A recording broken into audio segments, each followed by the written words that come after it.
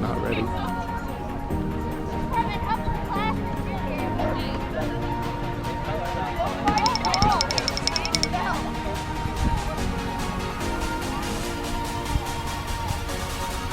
You think it really goes that far? That, ladies and gentlemen, is Edward Buck, greatest runner alive.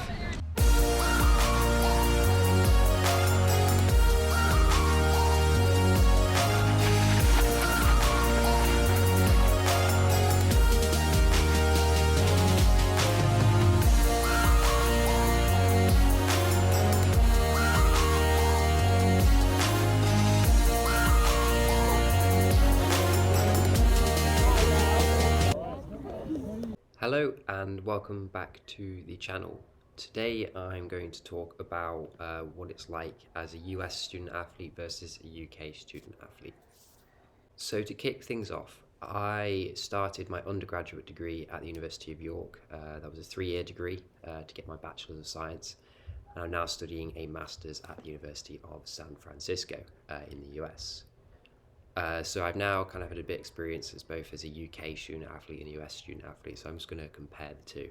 So the big difference between the UK student athletes and US student athletes is, I guess, the support you get involved. So in the UK, to get any kind of support as a student athlete, you kind of have to be international standard. So obviously that excludes almost every student in in every university, except for like a very select few, which means you basically train like you are an amateur. So you have to do like kind of a lot of your own training yourself.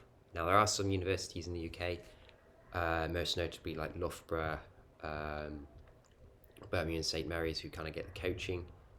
Some other unis get the coaching as well, but when I was at York, I was mostly coached I trained by myself most of the time, and I was working with a coach I have back in my hometown, giving me like workouts and stuff and just general kind of training.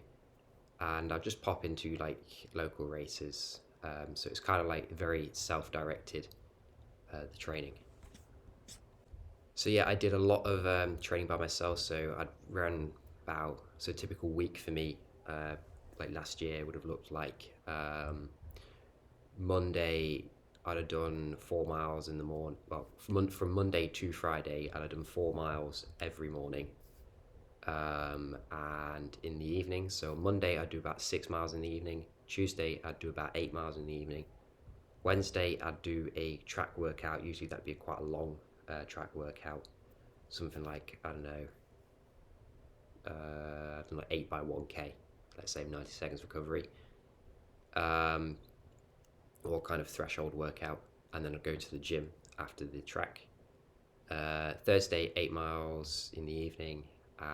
Friday, again I'd probably just do the 4 miles in the morning, and Saturday I'd do some sort of fartlek or tempo in the morning, and maybe double later in the day, or I'd go to the gym, or I'd do parkrun, and take that as a tempo effort. And then Sunday would be my long run, where I'd usually do about 16 miles. So altogether I'd be running around 70 to 80 miles a week, and most of that would done by myself. So yeah, I did enjoy that kind of training. Again, New York has some nice routes to run around, just doesn't have the hills, which I guess I kind of missed a little bit. I enjoyed the training, but it kind of I found it hard to kind of push myself in the workouts. With training in the UK as well, I got no funding whatsoever from the university, so I had to pay for everything myself. I had to pay for my own equipment, so like my own shoes, my own workout gear, and as well get the university race vest. I had to pay for that. So everything I have to pay for, and obviously the membership, like use the track, and also a gym membership. So it's all coming out of my own pocket. But the university itself wasn't sponsored by any kind of equipment, like major sports brand like Nike or Adidas. So it kind of meant that I could wear whatever gear I wanted to wear, because again, I'd have to pay for the gear myself anyway. So it kind of gives you that kind of freedom of choice, and like you don't have to stick to a particular brand or running shoe brand. In terms of the times for training, so most UK universities would train on an evening during like the week. There'll be no training on in the morning. Again, university in the UK, it's very much like you have kind of your lectures and classes between the hours of 9 a.m. and 6 p.m. So a lot of people have 9 a.m.s. It's quite hard to kind of fit in, like a big session before 9 a.m. on a morning, especially in winter when it can be dark. But a lot of places in the UK like don't open until like 7 a.m. or some gyms don't open until 7 a.m. Some open at 6. But like you wouldn't have access to the track at like those times. And also in the dark as well. A lot of the UK is dark quite a lot of the year before 7 a.m. But with the US student experience, it's quite a lot different. So I suppose the big thing with the US is student athletes get a lot more support than they would do at the UK. So for one, they get gear provided for free. So it depends on sometimes which universities you go to and to how much gear you get provided. Here at USF, I got provided a pair of Nike Pegasus 39s, a pair of Dragonflies, as well as just general like running kit with the like USF Dons logo on. And all like Nike gear, all provided. So did not get that. You don't get that in the UK, which is it's quite nice to get that gear, because it really does help as a student athlete. Having shoes for one, especially with the high mileage, because I'm still doing about the same miles as I was doing last year, maybe a bit more. Running 80 plus miles a week for running one pair of shoes only within 4 to 8 weeks. I need a new pair of shoes, and if it's coming out of your own pocket, it starts to become pretty expensive over the course of a year. And I also got a pair of Street Flies as well for workouts and racing in some of the cross countries on like the dirt, which again I've really enjoyed wearing those shoes. I might do a review on those shoes at some point. And also in the US you get access, for D1 schools, what I can talk about from my school I go to currently, access to athletic trainers. So if there's any kind of issues you might have, like any aches or pains, they can help you with that. Like through like massage therapy and stuff. Just give you assessment down to try and tackle like the issue that presents itself. And brings me on to like the ATR room. So like we have like an ice bath and a hot bath in there for like the contrast, which can help aid recovery, as well as some like stretching mats, foam rollers, the usual kind of recovery tools, which we can access during the week. Another big advantage with the US is you get qualified coaches coaching you, and that really does make a difference rather than being self-directed yourself in terms of how much you can potentially improve when you're getting that direction involved. I've really enjoyed both Tim and Steve's training at USF, and it's been working really well for me. And the results in the cross country have, especially this year, have really spoken for themselves. But in terms of training as well, so training wise, we train usually first thing in the morning from about 8 a.m. usually is around the time we meet, and so we'll usually be out, and then probably by the time I'd be ready to like start work or something, it's usually between about 11 o'clock. Depends on the day at times, and obviously you can use the weight room as well. And not only do we get like coaches for like sport, we also get like strength coaches. So Angel, who does the strength coaching for us, he gives us some really good strength workouts. I can't reveal too much about the workouts that he gives us, because that's the secret sauce in the gym. We also get so we use that service. We get to use that service. You wouldn't, and we don't have to pay for that. Now in the UK, it's unheard of for for a student to A, have a personal trainer, and B, go to the gym, C, all for free. That just doesn't happen. That would all have to come out of the student's own pocket to pay for that. It wouldn't. The university just wouldn't pay for that.